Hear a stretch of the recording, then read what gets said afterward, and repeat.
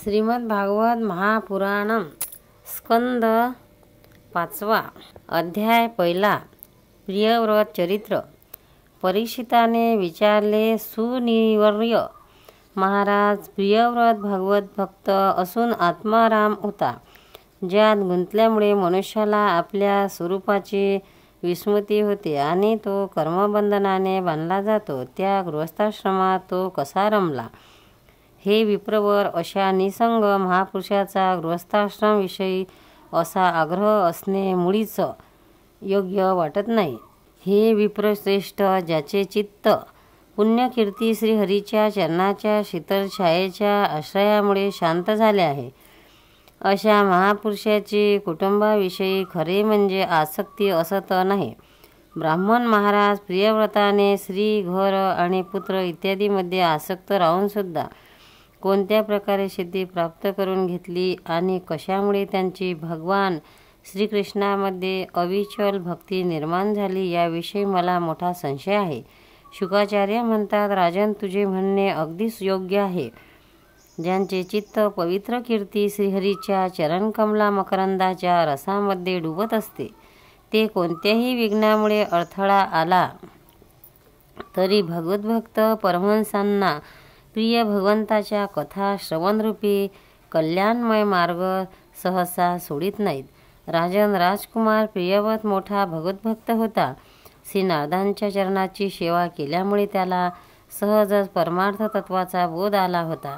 तो ब्रह्मज्ञानाची दीक्षा घेणार होता, परंतु त्याचे वडील स्वयंभू मुनींनी पृथ्वीपालन करण्यासाठी शास्त्रात सांगितलेल्या सर्वश्रेष्ठ गुणांनी तो संपन्न आहे असे पाहून त्याला राज्य चालवण्याची आज्ञा केली। परंतु प्रियव्रताने अखंड समाधी योगाने आपली सर्व इंद्रिये आणि क्रिया भगवान वसुदेवाच्या चरणी समर्पण केल्या होत्या। जरी पित्याच्या आज्ञेने उल्लंघन करणे उचित नव्हते, तरी राज्य करताना आपले आत्मस्वरूप मिथ्या प्रपंचाने आच्छादित होऊन जाईल या विचाराने राज्यपद स्वीकारण्यात त्याला रस वाटला नाही। तेव्हा मनात नेहमी या गुणमय प्रपंचाच्या वाढीचाच विचार करणारे आणि त्यामुळेच सर्व जगाचे मनोगत जाणणारे आदिदेव स्वयंभू भगवान ब्रह्मदेव चारी वेद आणि मरीची इत्यादी आपल्या पार्षदांना बरोबर घेऊन सत्यलोकातून खाली उतरले। आकाशात ठिकठिकाणी विमानात बसलेल्या इंद्रादी मुख्य देव यांचे पूजन करीत होते। तसेच सिद्ध गंधर्व, साध्य चारण आणि मुनिजन यांचे समूह यांची स्तुती करीत होते। अशा प्रकारे ठिकठिकाणी आदर सत्कार स्वीकारित ते चंद्राप्रमाणे गंधमादन पर्वताची खिंड प्रकाशित करीत प्रियव्रताजवळ येऊन पोचले। हंस हे वाहन पाहून देवर्षी नारद आपले पिता भगवान ब्रह्मदेव आलेले आहेत हे जाणून स्वयंभू मनु आणि प्रियव्रतासह ताबडतोब उठून उभे राहिले आणि त्या सर्वांनी हात जोडून त्यांना नमस्कार केला। हे परीक्षिता, नारदांनी त्याची पूजा केली आणि गोड शब्दांनी त्याचे गुण, अवतार आणि मोठमोठे विजय यांचे वर्णन केले। तेव्हा आदिपुरुष भगवान ब्रह्मदेवाने प्रियव्रताकडे मंद हास्ययुक्त दयाद्र दृष्टीने पाहिले व म्हटले। श्री ब्रह्मदेव म्हणाले, पुत्रा, मी तुला सत्य सिद्धांत सांगतो। तो एक अनाकरुणीय लीला करणाऱ्या श्री हरीच्या बाबतीत तू कोणत्याही प्रकारे दोषदृष्टीने पाहू नकोस। मी महादेव, तुझे पिता स्वयंभू मनु आणि तुझे गुरु हे महर्षी नारद सुद्धा त्यांच्या अधीन राहून त्यांच्या आज्ञेचे पालन करतात। त्यांची इच्छा कोणतीही देहधारी तपविद्या, योगबल, बुद्धिबल, अर्थशक्ती, धर्मशक्ती यांच्या जोरावर स्वतः किंवा कोणत्या दुसऱ्याच्या सहाय्याने टाळू शकत नाही। सर्व जीवांना त्याच व्यक्त ईश्वराने दिलेले शरीर, जन्म, मरण, शोक, मोह, भय आणि सुखदुःखाचा भोग घेण्यासाठी तसेच कर्म करण्यासाठी नेहमी धारण करावे लागते। वत्सा, ज्याप्रमाणे नाकात व्यसन घातलेला पशु मनुष्यांनी लाछदलेले ओझे वाहतो, त्याचप्रमाणे परमात्म्याच्या वेदवाणी रूप दोरीने गुण व कर्म यात जखडलेले आम्ही सर्वजण त्यांच्याच इच्छेनुसार कर्मांनी त्याची पूजा करीत राहतो। आमचे गुण कर्म यानुसार प्रभूंनी आम्हाला ज्या योनीमध्ये जन्माला घातले आहे तिचा स्वीकार करून ते जसे आम्हाला ठेवतील त्यानुसार आम्ही सुख आणि दुःख भोगीत राहतो. जसे एखाद्या आंधळ्याला डोळ्याचे अनुकरण करावे लागते तसे आम्हाला त्याच्या इच्छेनुसार करावे लागते.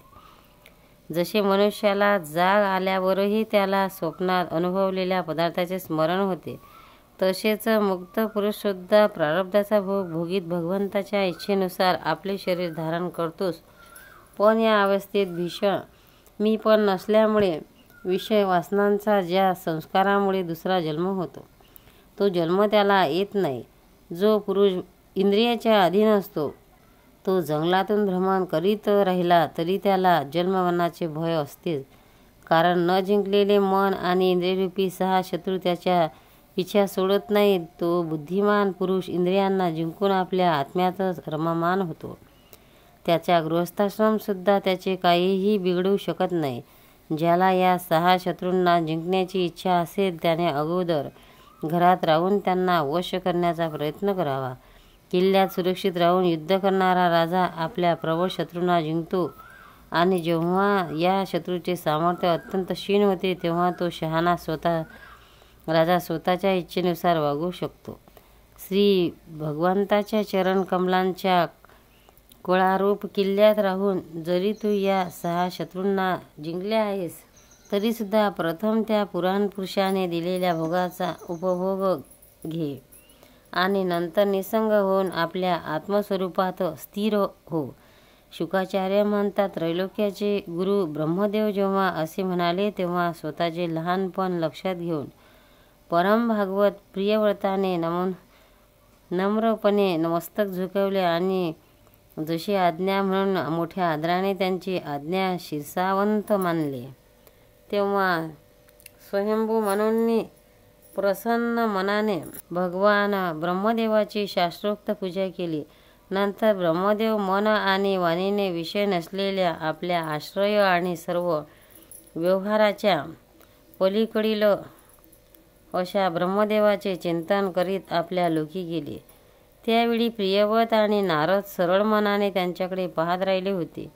ब्रह्मदेवाच्या कृपेने अशा रीतीने आपले मनोरथ पूर्ण झाल्यानंतर मनूंनी देवर्षी नारदाच्या आज्ञेनुसार संपूर्ण पृथ्वीच्या रक्षणाचा भार प्रियव्रतावर सोपविला आणि ते विषयरूपी विषारी जलाने भरलेल्या गृहस्थाश्रमारूपी दुस्तर जलाशयातील भोगाच्या पासून परावृत्त झाले.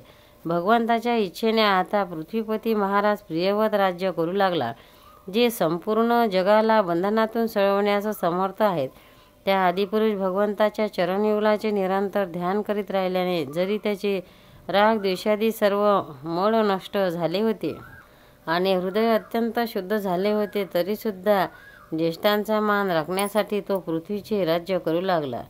त्यानंतर त्याने विश्वकर्मा प्रजापतीची कन्या ब्रहिष्मतीशी विवाह केला. तिच्यापासून त्याला 10 पुत्र झाले व ते सर्वजण त्यांच्याप्रमाणे शीलवान, गुणी, कर्मनिष्ठ, रूपवान आणि पराक्रमी होते. त्याला सर्वात लहान ऊर्जस्वती नावाची एक कन्याही झाली. अग्निध्य, इदमजुह, यज्ञबाहू, महावीर, हिरण्यरेता, धृतपुष्ट, सवन, मेधातिथी, वितिहोत्र आणि कवी अशी त्या पुत्र्यांची नावे होती. ही सर्व नावे अग्नीची आहेत. त्यापैकी कवी, महावीर आणि सवन हे तिघे नैष्ठिक ब्रह्मचारी झाले. लहानपणापासूनच आत्मविद्येचा अभ्यास करीत त्यांनी शेवटी संन्यासाश्रम स्वीकारला. या निवृत्तीपरायण महर्षींनी संन्यासाश्रमात राहून सुद्धा सर्व जीवाचे अधिष्ठान आणि संसार बंधनाला भेलेल्या लोकांना आश्रय देणाऱ्या भगवान वासुदेवाच्या चरणविंदांचे निरंतर चिंतन केले. त्यामुळे प्राप्त झालेल्या अखंड आणि श्रेष्ठ भक्तियोगामुळे त्यांचे अंतःकरण पूर्ण शुद्ध झाले व त्यात भगवंताचा आविर्भाव झाला. तेव्हा देहादी उपाधीची निवृत्ती झाल्याने त्यांचा आत्मा सर्व जीवांच्या आत्मभूत अंतरात्म्यामध्ये एकरूप झाला.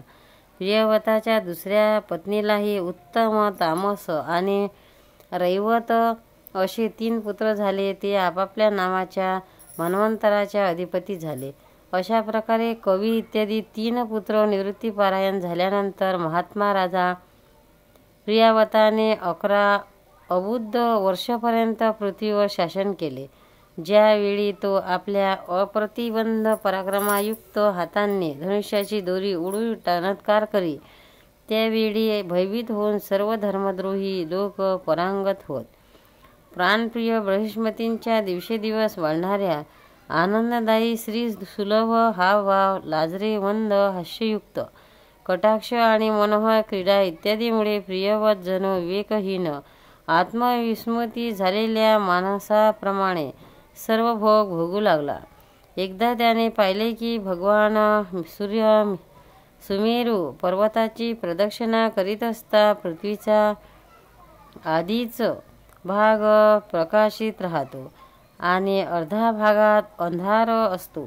तेव्हा त्याला हे आवडले नाही. तेव्हा भगवंताच्या उपासनेमुळे अलौकिक प्रभावशाली अशा त्याने मी रात्रीचा सुद्धा दिवस करीन असे ठरवून सूर्याप्रमाणेच वेगवान व तेजस्वी रथात बसून दुसऱ्या जणू सूर्याच आहे अशा रीतीने सूर्याच्या पाठोपाठ पृथ्वीच्या 7 प्रदक्षिणा केल्या. त्याचवेळी त्याच्या रथाच्या चाकाचे जे खड्डे पडले ते 7 समुद्र झाले. त्यापासूनच 7 द्वीपे बनली. त्याची क्रमशः नावे जंबू, प्लक्ष, शल्मली, कुश, क्रौंच, शाक आणि पुष्कर अशी आहेत. त्यामध्ये पहिल्यापेक्षा नंतरच्या द्वीपांचा विस्तार दुप्पट आहे आणि ही समुद्राच्या बाहेरच्या भागात पृथ्वीच्या 4 बाजूंनी पसरलेली आहे. हे 7 समुद्र क्रमशः खारे पाणी, उसाचा रस, मदिरा, तूप, दूध, ताक आणि गोड्या पाण्याने भरलेले आहेत. हे 7ही समुद्र बेटाच्या खंदकाप्रमाणे आहेत आणि विस्ताराच्या बाबतीत आपल्या आतील द्वीपाच्या बरोबरीचे आहेत. त्यापैकी एकेका समुद्राने क्रमशः वेगवेगळ्या 7 द्वीपांना बाहेरून वेढलेले आहे. बृहस्पतीची महाराज प्रियव्रताने आपल्या अनुकूल असलेले आपले पुत्र अग्निध्य, इद्मजह, यज्ञबाहू, हिरण्यरेता, धृतपुष्ट, मेधातिथी आणि वितिहोत्र या एकेकांना क्रमशः वरील एक द्वीपाचा राजा बनवले. त्याने आपली कन्या ऊर्जस्वती हिचा विवाह शुकाचार्याशी करून दिला. तिच्यापासूनच शुककन्या देवयानीचा जन्म झाला.